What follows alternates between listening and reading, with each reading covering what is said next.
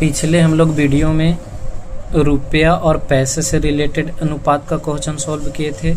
वैसे ही एक एक करके किलोग्राम और ग्राम से रिलेटेड, मीटर और सेंटीमीटर से रिलेटेड, किलोमीटर और मीटर से, लीटर और मिलीलीटर से, दर्जन और पीस से रिलेटेड क्वेश्चन को हम लोग सॉल्व करेंगे। सबसे पहले रुपया और पैसे वाला तो सॉल्व कर लिए। अब हम लोग पढ़ेंगे मीटर और सेंटीमीटर वाले रिलेटेड मैथ अनुपात का। हम लोग पढ़े थे कि 1 मीटर में 100 सेंटीमीटर होता है। तो बच्चों के लिए सवाल है कि 1 मीटर और 1 मीटर और 60 सेंटीमीटर का अनुपात यानी रेशियो क्या होगा। तो हम लोग बच्चों को बताएं कि 1 मीटर में कितना सेंटीमीटर होता है, 100 सेंटीमीटर। तो इसको क्यों सेंटीमीटर में कितना लिखेंगे, 100 सेंटीमीटर क्यों लिखें। तो बताए थे कि दो अलग अलग जब शब्द रहते हैं तो दोनों को पहले एक जैसा बनाते हैं।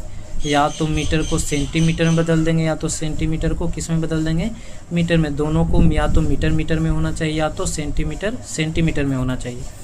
तो मीटर को क्या में बदलते हैं, सेंटीमीटर में। 1 मीटर में 100 सेंटीमीटर। और कह रहा था 60 सेंटीमीटर। कितना सेंटीमीटर, 60 सेंटीमीटर। अनुपात के मतलब हम लोग पढ़े थे कि अनुपात के मतलब क्या होता है, बट्टे होता है। अब इसको काटेंगे, 1 0 से 1 0 को क्या कर दिए, कैंसिल कर दिए यानी ख़त्म कर दिए। ऊपर बच गया 10, नीचे बच गया 6 बच गया। अब ऐसी संख्या से काटते हैं कि दोनों कट जाए। 2 से काटते हैं, 2 बचे 10, 2 तिया 6। अब ये कटेगा नहीं तो इसको लिखेंगे कि 5:3। यही मेरा आंसर हो गया। समझ में तो ज़रूर आया होगा। आप फिर से बता सकते हैं। एक और क्वेश्चन सॉल्व करवाते हैं। कह दिए 3 मीटर और 75 सेंटीमीटर का अनुपात बताइए। 75 सेंटीमीटर का अनुपात। तो हम लोग कहेंगे कि 3 मीटर में कितना सेंटीमीटर होगा, 300 सेंटीमीटर हो जाएगा। CM लिख दिए। और पहले से कितना सेंटीमीटर है, 75 सेंटीमीटर है। अब कहेंगे कि अनुपात के मतलब क्या होता है, तो बट्टा होता है। तब 300 बट्टे क्या लिख देंगे, 75 लिख देंगे। अब काटेंगे इसको, 15 से काटते हैं। 15 दूना 30, 1 0 बच गया तो 1 0 लिख देंगे।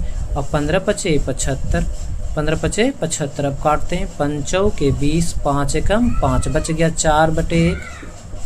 अब इसको लिख सकते हैं 4:1।